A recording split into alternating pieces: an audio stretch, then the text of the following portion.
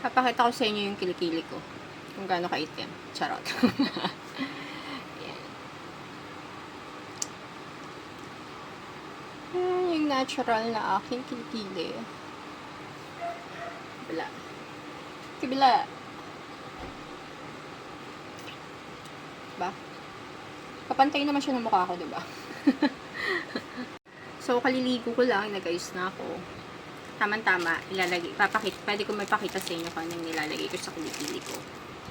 Kung bakit ganyan siya kaputi.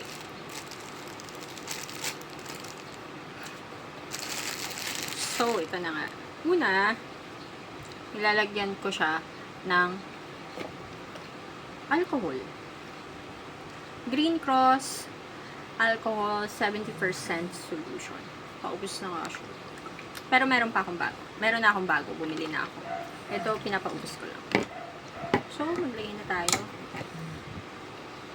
Ang purpose ko lang dito para lang mamatay yung mga bacteria sa kilikili ko. Ayan, kamilin natin.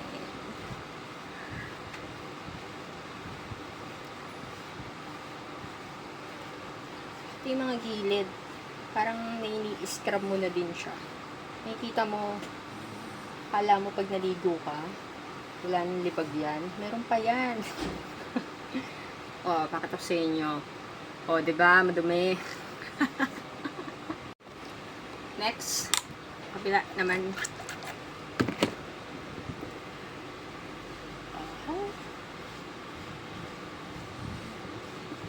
Para ma-sure natin na malinis talaga. Okay.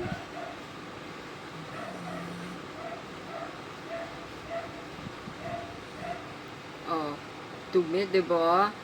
Ok, dumi. So, after nun, patuyuin muna natin. Yan, may ilagtat pa na kung kaharap dito, kaya pinatutuyo ko siya. Yan, patuyuin. Patuyuin. Okay, habang naghihintay akong patuyuin yung kilikili ko, bigyan na tayong lip tint. Ay, itong lip tint na gamit ko, binili ko to sa Watson. Anong pangalan niya? Barren Bliss. Yan, Barren Bliss. Paubos na, no? Hindi obvious na lagi siya nagagamit. Okay. So, tuyo na yung kilikili ko. Ito na, ipapakita ko na sa inyo kung anong ilalagay ko sa kilikili ko. Charan! Ito ay cornstarch. Pakinig. Ito ay cornstarch and baking soda. Siguro naman familiar kayo sa cornstarch tsaka baking soda. As in yung baking soda, ang linis ng CR.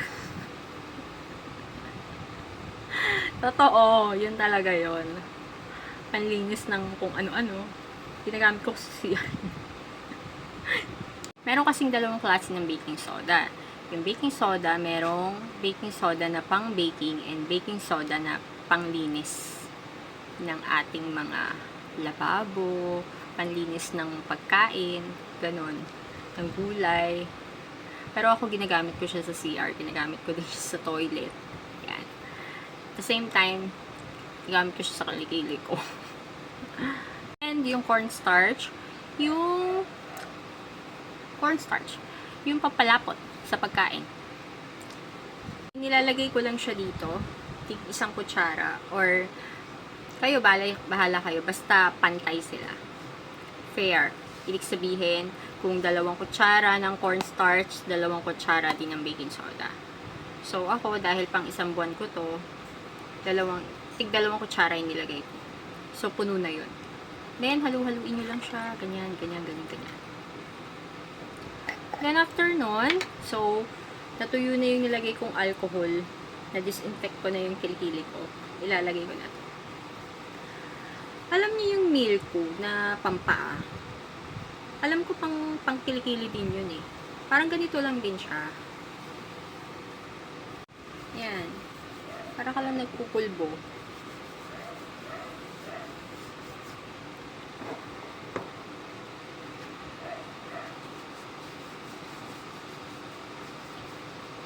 Ibig gusto ko sa kanya, hindi nababasa yung kilikili ko, hindi siya wet, and wala siyang boom. Ano ba yun? Fireworks, ganun. Wala siyang ganun. Yun. Ito yung ginagamit ko sa kilikili ko, baking soda and cornstarch and alcohol. Hindi ko naman sinasabi na gamitin nyo rin ito. Sinishare ko lang kung ano yung 10 years ko nang ginagamit sa kilikili. Napakahirap magpaputi ng kilikili, no? Sa totoo lang. Tsaka sa dami ng deodorant dito na binibili natin, hindi ko nagustuhan kasi bukod sa naninilaw sa damit, okay na ako dito. That's natural. Diba? Feel good. Bye-bye!